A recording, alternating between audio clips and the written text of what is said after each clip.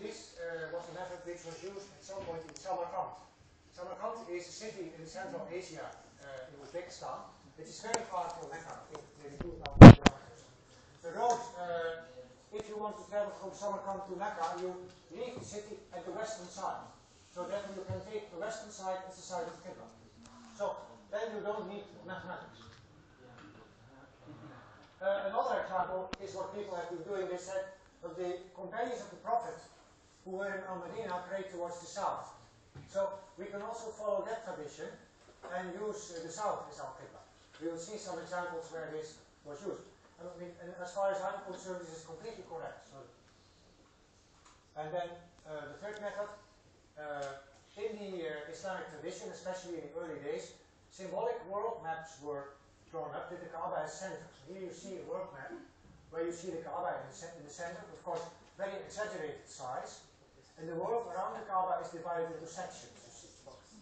So symbolically, all the areas in the world are located in some of these sections, and then using this world map, you can find the direction of prayer, because you locate in what section your area is. For example, Sham, Syria will be the north of the Kaaba, and then your distance is can be read off from this diagram.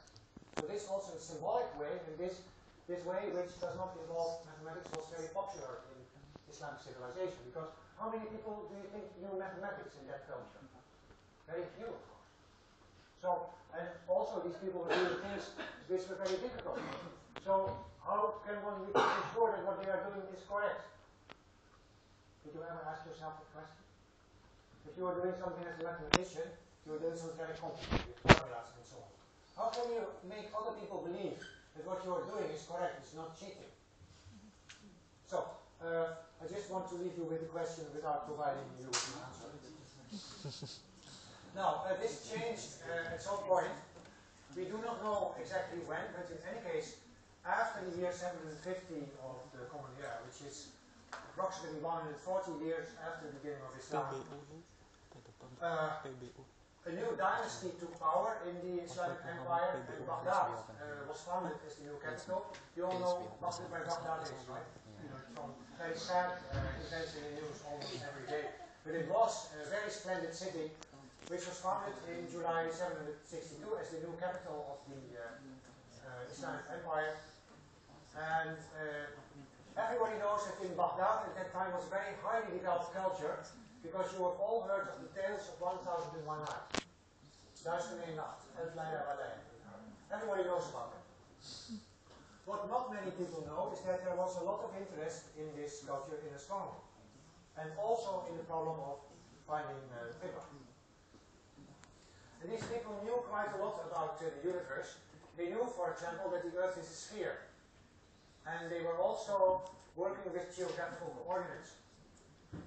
Now you see the sphere on the picture. It's, of course, it looks pretty modern, right?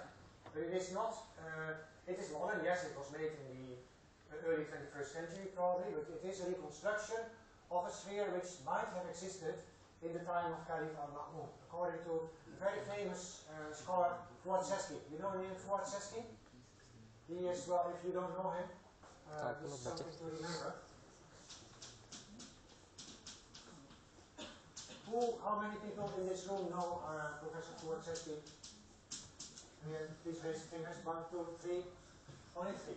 4. Yeah. So we should make him come and give a lecture here, but probably it won't work because he is already 87. But still active. And this is his hypothesis. Not everybody agrees, but everybody agrees that the Earth was a sphere. Yes, this is something that was known at that time. And now, what the astronomers around Al-Ma'mun also did was they wanted to know many things. For example, the radius of the sphere. And Ma'mun ordered his astronomers to find the radius of the Earth, and they did this. And the result was 1 degree is 56 miles. It doesn't make sense because that's not the radius. But the explanation is really what we do is we see the Earth as a circle, which is at the center here. And then so a circle on the Earth with center the same as the center of the Earth is called the Great Circle. And we want to have 1 degree on this this great circle. So according to this measurement, 1 degree is 56 miles.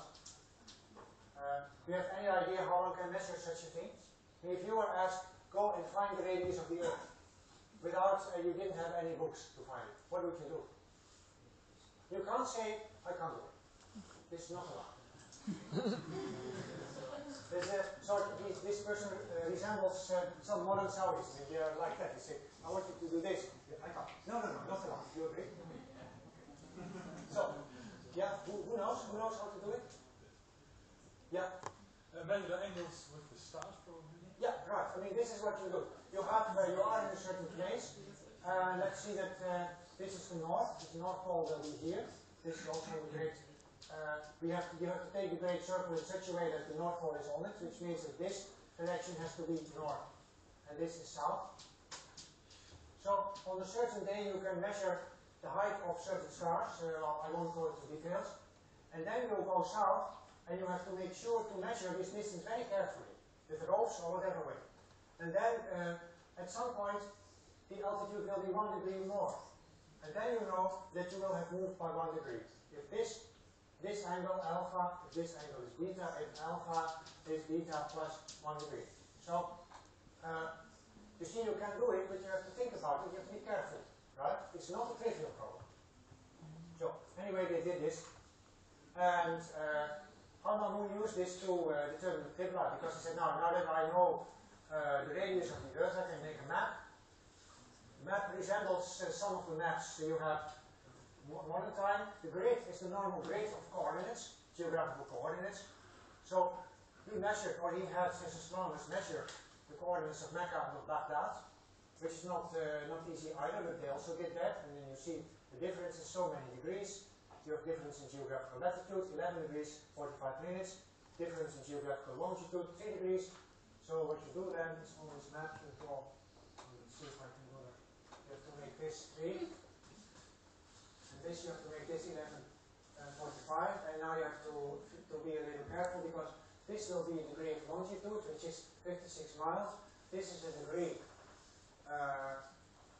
this degree east-west, which is not exactly the same. It's less because there's a cosine factor. I won't go into details. You can find out by yourself if you like. So you have to draw this map a little carefully. But if you do that, you find the Qibla angle is 13 degrees. If this is the direction of south from Baghdad, you have to create 30 degrees west of south. You see,